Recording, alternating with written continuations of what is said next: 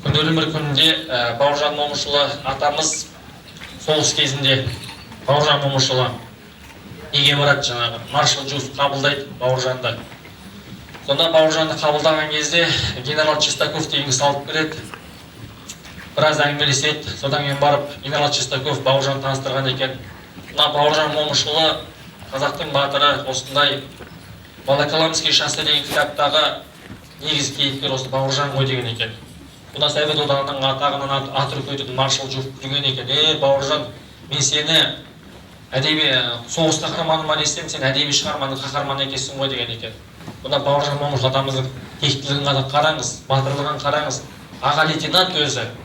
Сонда маршалдың алдына тұрып былай деген екен: жолдас маршал дейді, мен бұл соғысқа әдеби шығарманың қаһарманы болу үшін немесе соғыс қаһарманы болу үшін келгем жоқ.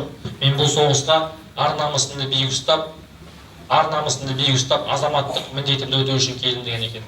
Соғыс кезінің өзінде кәдімгі окопта жатып, қазақ халқының болашағы үшін елім не болады екен, жерім не болады екен.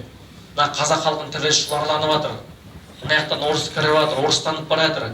Дін деген жоқ деп бағанағы уайымдап Мұхтар Әуезов пен Ғабиден Мүсірептермен кәдімгідей хат алысып отырған. Көрдің ба?